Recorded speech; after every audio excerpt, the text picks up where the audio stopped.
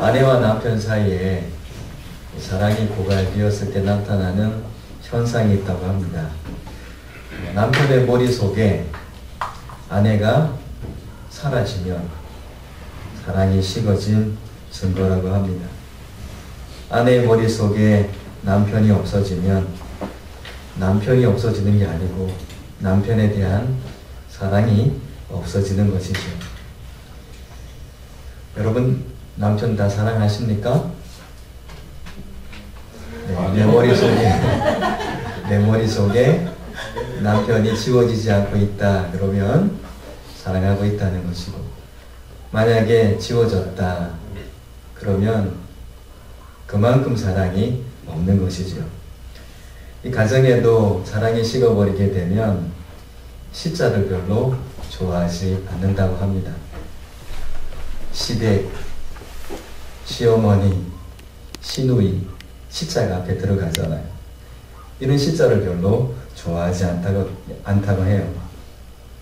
한국에서 사는 어떤 외국인의 이야기 속에 한국인들은 아는 사람들끼리는 정말 다정하고 표현도 잘하고 밝은데 모르는 사람에게는 거칠게 대하고 못 본 척하고 양보 운전을 해도 고맙다는 표현들을 하지 않는다. 한국인들은 자신만을 생각하고 남이나 사회를 보이지 않는 커튼 뒤에 놓는 것 같다. 이렇게 표현을 했습니다. 가까운 사람들에게는 다정다감하고 그런 표현들이 있는데 조금 거리가 먼 사람들에게는 거칠다는 것이죠. 성도들에게도 이런 모습들이 보일 때가 있습니다. 그 비철하는 사람은 이런 모습을 이렇게 풍자를 했습니다. 자기 자녀나 하인이나 이웃들과 가까이 지내는 사람보다도 천사들과 천사장과 더 잘 지내는 사람들에게는 진정한 사랑을 찾아볼 수가 없다. 영적인 생활을 한다는 사람들한테서 오히려 진실한 사랑을 찾아볼 수 없다라고 그는 이야기를 하고 있습니다.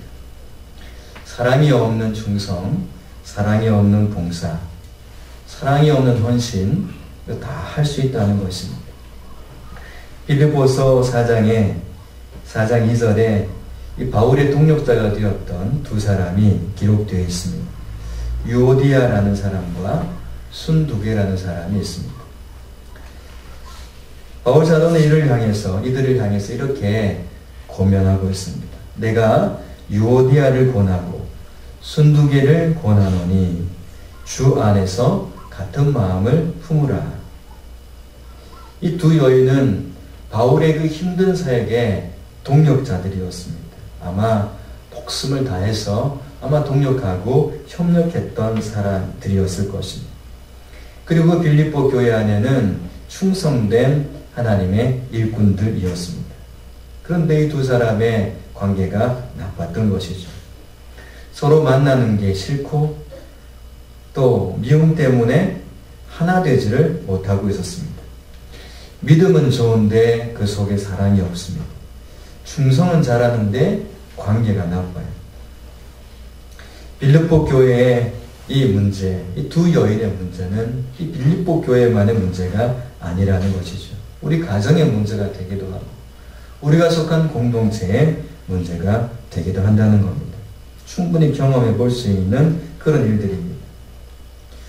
더 잘 사랑할 수 있을 것 같은데 오히려 그렇지 못하고 더 충성하기 때문에 더 봉사하기 때문에 더 열심히기 때문에 그만큼 사랑도 있을 것 같은데 어떤 때는 그런 것이 보이지 않는다는 것입니다. 그래서 일들을 하면서 바울 사도가 이들의 충성을 이야기한 것이 아니고 이들의 사랑으로 연합되는 것을 이야기한 것은 왜 그러냐 하면 사랑으로 행하지 않는 것에는 항상 문제가 야기되기 때문에 그렇습니다. 사랑으로 행하지 않게 되면 그곳에 문제가 생겨나게 됩니다. 참 이상하죠. 그래서 하나님께서는 우리에게 많은 것보다도 사랑하라 이렇게 말씀하고 계십니다. 사랑으로 일을 하게 되면 그곳에는 문제들이 생기지 않기 때문에 그렇습니다. 그래서 믿음과 소망과 사랑 중에 가장 으뜸이 되는 것은 사랑이다라고 하시면서 사랑은 영원하다라고까지 말씀하고 있습니다. 그리고 이 사랑은 구원의 문제와도 연관이 있다라고 말씀하셨죠. 요한일서 3장에는 그렇게 말씀하셨습니다. 우리는 형제를 사랑함으로 사망에서 옮겨 생명으로 들어간 줄을 알거니와 사랑하지 아니하는 자는 사망에 머물러 있느니라. 형제를 사랑함으로 사망에서부터 생명으로 옮겨졌다라고 말씀하고 있습니다. 이것은 구원의 문제입니다. 그런데 사랑하지 않는 자는 여전히 사망에 머물러 있다 이렇게 말씀하시는 것이죠. 사랑함으로 구원에 이른다는 것이고 사랑하는 삶이 그 사람이 구원을 받았다는 그런 증표가 된다는 말씀입니다. 우리가 만약에 사랑하지 않는다면 그 사람은 자기 자신을 향한 나를 향한 그 하나님의 사랑을 받아들이지 않고 있는 것이고 나를 그렇게 사랑하신 그 사랑을 믿지 않고 있는 것이 되는 것입니다. 왜냐하면 사랑을 받아들이고 나를 사랑하시는 그 사랑을 내가 알고 그 사랑이 내 안에 거하게 되면 사랑의 삶을 살아갈 수 있기 때문이죠. 그런데 그렇게 중요한 그 사랑이 우리가 잘 되지 않습니다. 한번 열심히 한번 사랑해봐야지. 그러고 하는데 작정해보는데 그게 잘 안 됩니다. 왜 그럴까요? 이것은 내 힘으로 하려고 하기 때문에 그렇습니다. 에덴 동산 이후에 최초의 인류가 타락한 이후부터 우리 인간은 스스로 사랑할 만한 그 사랑의 속성을 잃어버렸습니다. 그 누구도 타락한 나의 모습으로 사랑할 수 없습니다. 그래서 우리의 사랑을 보게 되면 굉장히 짧아요. 죽고 못 산다. 그래서 결혼하고 나서도 1년 반 정도 지나면 이혼 도장 찍어달라고 그렇게 하지 않습니다. 우리는 체질적으로 사랑 못하는 그런 체질입니다. 내 힘으로 할 수 있는 사랑, 죽고 못 산다고 말했던 그 사랑도 얼마 지나지 않으면 퇴색해버리는 것이 우리의 모습입니다. 왜냐하면 우리 자신에게는 사랑할 만한 아무런 능력이 없기 때문에 그렇습니다.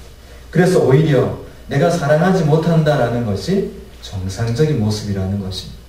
나는 사랑이 안 된다. 나는 정말 사랑할 수 없다. 그렇게 고백하는 것은 지극히 정상적인 사람들의 모습입니다. 우리는 하나님께로부터 엄청난 사랑을 받은 사람들입니다. 그 큰 은혜를 받고 그 엄청난 사랑을 받았는데요. 그렇게 많은 은혜를 받아도 그 은혜로 사는 사람들이 얼마나 있었을까?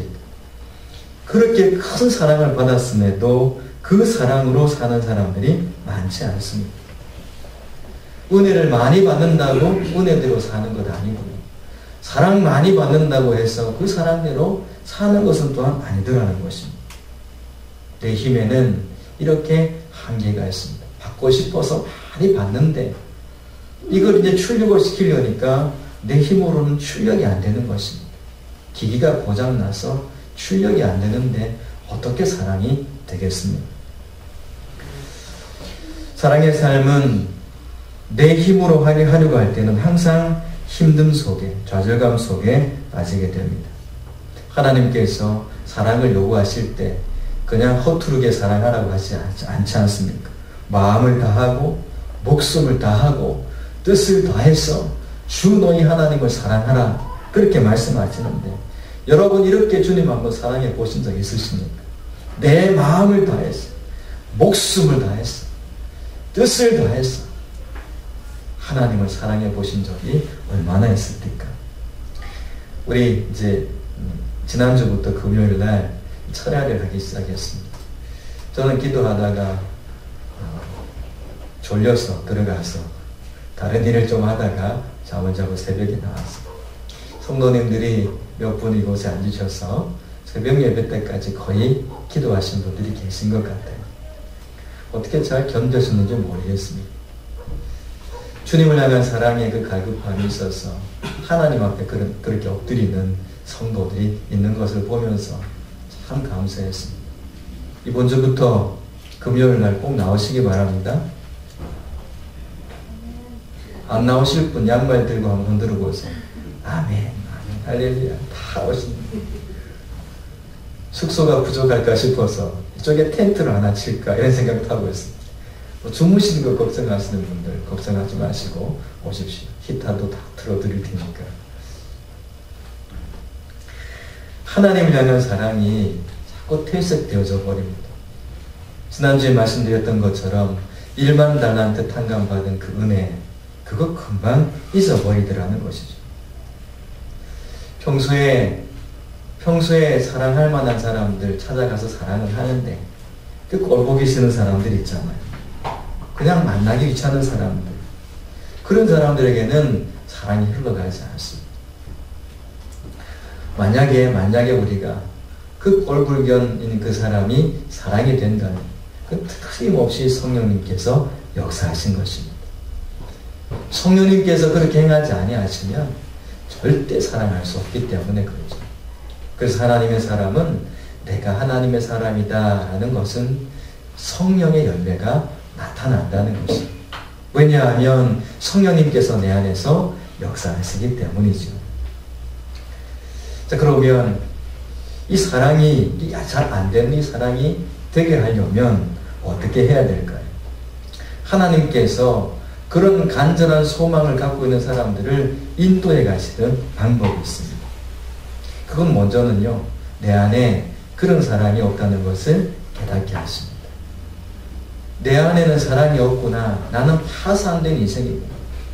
나는 하나님의 사랑이 내 안에 완전히 파산되어지고 고갈되어진 사람이구나 하는 것을 깨닫게 하십니다. 내 안에 사랑이 없음, 이것을 깨닫게 하시는 것이죠. 아내를 사랑한다, 남편을 사랑한다, 또 자녀들을 사랑한다, 이런 사랑 속에 자세히 들여다보면요, 그 사랑이 이기적인 사랑이더라고요. 자기 자신을 위해서 그렇게 사랑하는 거죠. 가정의 평화를 위해서 아내를 사랑하고, 가정의 평화를 위해서 남편을 사랑하고, 결국 그것은 자기 자신을 위한 거죠. 부부싸움 하고 싶어도 참아요. 왜냐하면 그래야 내가 편한 거예요. 편합니다. 어쩔 수 없어서 내가 편하니까 그냥 그렇게 살자. 이것이 이제 그런 모습으로 나타나는 것입니다. 결국 그것은 사랑의 모습이 아닙니다. 이기적인 자신의 욕심이죠. 욕심이 다른 모습으로 사랑인 것처럼 나타나는 것 뿐입니다. 내 안에는 나를 사랑하는 그런 욕심적인 사랑밖에는 없다. 그것을 성령님께서 깨닫게 하시는 것입니다. 이런 자신의 진짜 모습을 보면서 이제 성령님께 요청을 하기 시작합니다. 그때부터 기도의 내용이 달라집니다. 전에는 이 문제 해결해 주세요. 저 문제 풀어주세요. 지금 부도 막아야 됩니다. 이렇게 기도하던 사람들이 내 실체를 보니까 그런 것보다 더 중요한 것이 내 안에 고갈된 이 영적 피폐한 상황이구나 하는 것을 깨닫게 됩니다. 그래서 하나님 앞에 엎드리게 되죠. 그러면 하나님께서 어떤 작업을 하시냐 하면 우리의 가지를 깨끗하게 하시는 것입니다. 농부 대신 하나님께서 포도 열매를 맺게 하기 위해서 이 원래 먹은 가지는, 더러운 가지는 잘라버립니다. 열매 맺지 못하는 가지는 찍어버리죠. 그런데 열매를 더 맺게 하시려고 어떻게 하시는가 했더니 깨끗하게 하신다라고 말씀하고 있습니다. 이건 회개를 말하고 있습니다. 하나님께서 우리의 마음을 통회하게 하시고 자복하게 하시고 자백하게 하십니다.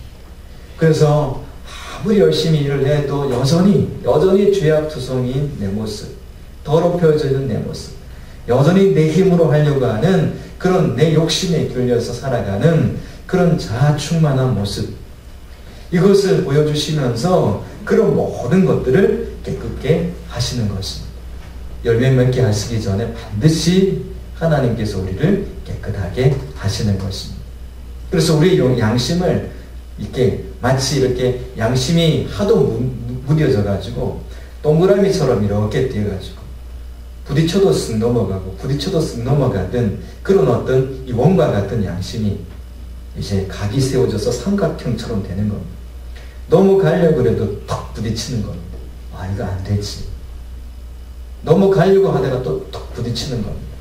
아, 이게 잘못된 것이고 하면서 우리의 양심과 우리의 영혼을 하나님께서 깨끗하게 새롭게 하시는 것입니다. 제가 어렸을 때 저희 집 아버님은 다 하셨습니다. 배도 만드시고 놀라지도 않으시네요. 배도 만드셨어요. 그래서 강에서 조낙도 하고 고기도 잡아야 되기 때문에 직접 배를 만드셨어요. 조그마한 배지만 그 배를 만드셨어요. 그 노를 젓고 이렇게 제가 했던 기억이 납니다. 또 그리고 그것만 하신 게 아니고요. 자전거도요. 분해 조립을 하셔서 다 빵꾸도 떼우시고 다 하셨어요. 근데 자전거 빵꾸 떼울 때 말이죠. 여러분 혹시 해보셨습니까? 그 본드, 노란색 본드인데 그 이름을 제가 잊어버렸네요. 그 노란색 본드를 네? 돼지 본드인데 저희 동네는 돼지 본드 아니었어요. 어떻게 돼지를 거기다 붙이십니까? 아이고 안 되죠. 돼지는 구워서 먹어야 되죠. 그 튜브를 이렇게 그 안에 있는 타이어를 꺼내가지고요. 이 사포 같은 걸로 해가지고 그 빵꾸난 부분에 이렇게 문지를 놨어요. 아니 왜 그렇게 문지르시나? 그 자꾸 문지르세요. 깨끗하게 문지르세요. 그리고 거기에 붙일 그런 고무 같은 것에도 이렇게 문지르셔서 이렇게 깨끗하게 하세요. 거기에 이제 노란 본드를 바르신 다음에 그냥 한참 불고는 이렇게 붙이셨어요. 자, 그러면 이게 안 떨어져요. 그런데 그거 작업을 안 하고 그냥 붙이니까요. 그게 중간에 뭐 먼지 같은 게 묻어서 그런지 금방 떨어져 버리더라고요. 우리가 깨끗하게 되면 연합이 되는데 예수님과 온전한 연합이 되는 것입니다. 예수님께서 그래서 우리에게 말씀하실 때 주님은 나무, 우리는 가지 이렇게 말씀하시면서 가지가 나무에 붙어 있으며 가지가 나무에 연합되어 있을 때 그렇게 본드로 탁 붙어져 있을 때 그때 열매를 맺게 된다는 것이죠. 성령님께서 우리를 깨닫게 하세요. 지저분한 것. 성령의 열매는 성령이 맺으시는 거니까 악한 생각을 하고 있던 사람이 성령의 열매를 갑자기 맺을 수는 없는 것입니다. 그렇지 않습니까? 어젯밤에 막 도둑질하고 밤새도록 그렇게 하던 사람들이 오늘 아침에 와서 막 갑자기 성령의 열매를 맺는다. 그건 있을 수 없는 것입니다. 성령의 열매라는 것은 바로 깨끗하게 하시는 하나님의 은혜. 그러면서 연합되면서 맺게 하시는 것이죠. 스스로 깨닫게 하십니다. 아, 내가 떨어져 있었구나. 내가 예수님과 연합되지 못했구나.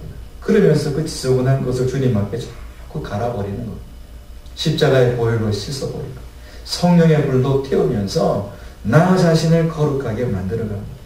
그러니까 주님 앞에 엎드려서 기도하는 시간들을 가져가면서 그 시간을 통해 가지고 자꾸 하나님께서 깨끗게 하시는 것이죠.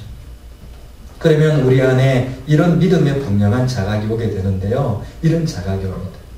예수님과 함께 내 옛사람이 십자가에 못 박혀 죽었구나.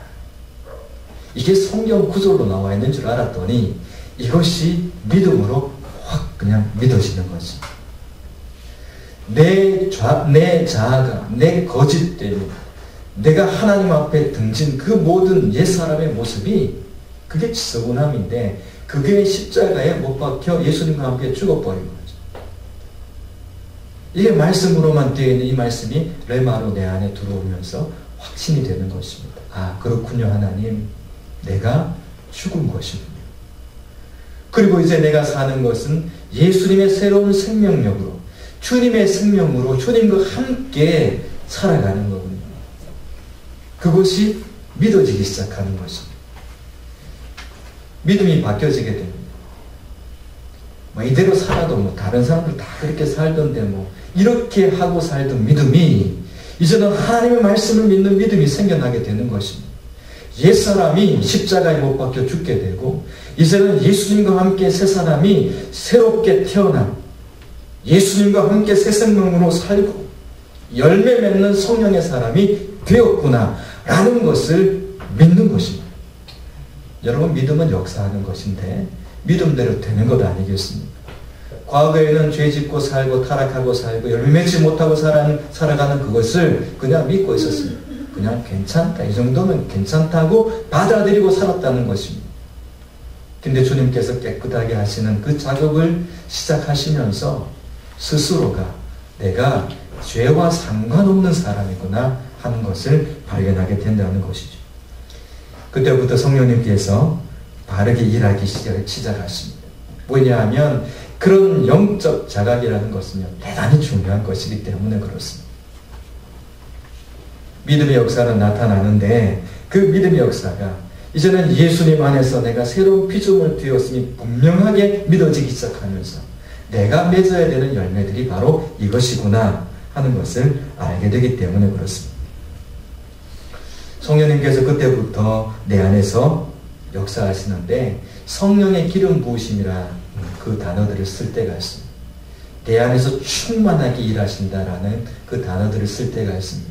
바로 이때가 바로 그런 때입니다. 무엇을 말씀하시든지 동의가 되고 순종이 되기 시작합니다. 원수가 증오의 대상이 아니라 사랑의 대상으로 내게 붙여주신 것을 알게 됩니다.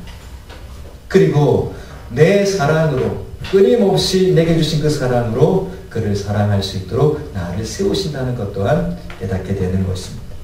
시기와 미움과 다툼이 다 사라지게 되고 성령의 열매가 그때부터 맺혀지게 됩니다.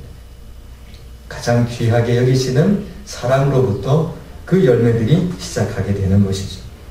두려움도 사라지게 됩니다. 왜냐하면 사랑 안엔 두려움이 없기 때문에 그렇습니다.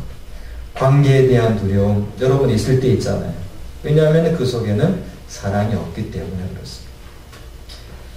사랑이 있게 되면 그 관계에 대한 두려움이 사라지게 됩니다. 사람에 대한 두려움, 여러분 그것도 다 사라지게 됩니다.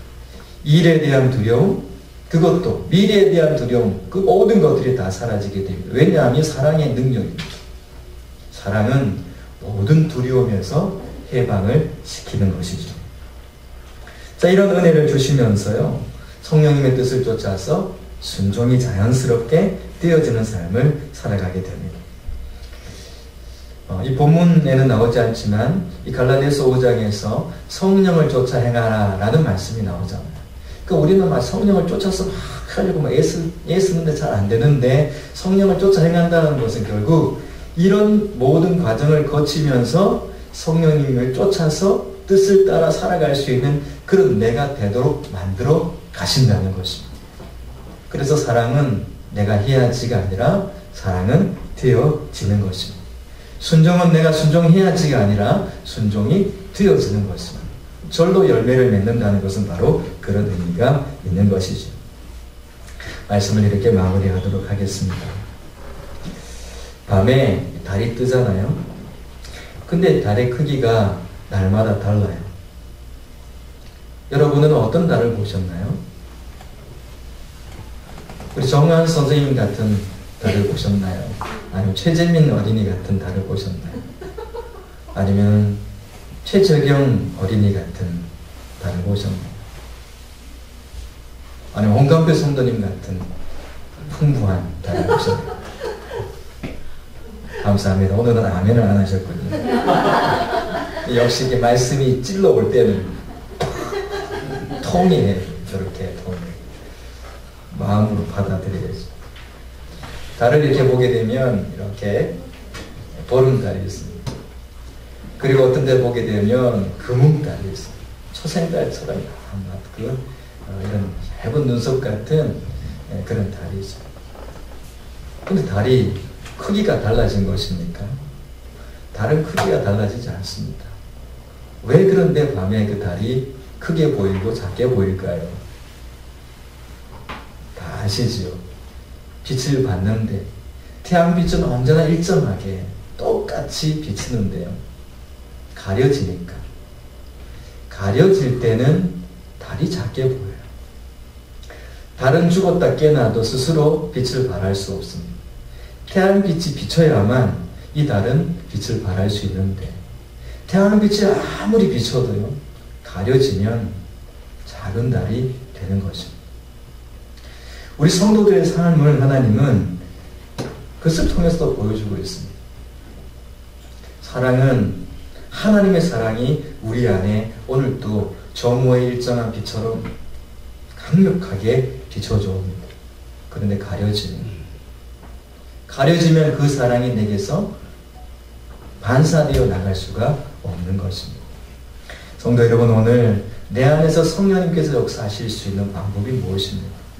그 가려짐을 다 제거하셔야 됩니다. 다른 것이 문제가 아닙니다. 내 안에 가려짐 때문에 그렇습니다. 달이 왜 그렇게 작나? 그게 문제가 아닙니다. 가려졌기 때문에 그렇습니다. 가려지면 성령님께서 내 안에서 역사하시는 것이 적어지게 되어 있습니다. 그분은 인격적인 분이시기 때문에 그렇죠. 성령님께서 그때부터 주도하시면서 내 삶을 이끌어 가시는 것은 바로 내 모든 가려짐을 내려놓고 그것이 온전히 처리될 때 되어지는 것이죠. 성도 여러분, 명절인 것 같습니다. 저 뒤에 선물도 준비가 되어 있고 다 하나씩 받아가시기 바랍니다. 이제 여러분들이 가정 속에서 여러분들이 어둠 가운데 가려지면 여러분을 통해서 주님의 사랑이 흘러갈 수가 없습니다. 우리 교회도 마찬가지입니다. 여러분들의 마음이 어두워지면, 가려져서 어두워지면 주님의 사랑이 흘러갈 수 없습니다. 오늘 이 말씀 속에 나를 가리고 있는 그 모든 것들이 다 무너져서 온전히 주님의 빛이 나를 통해서 나타나는 그런 사랑의 열매 가득한 성도들 되시기를 주님의 이름으로 축복합니다. 기도하겠습니다. 살아계신 하나님 아버지,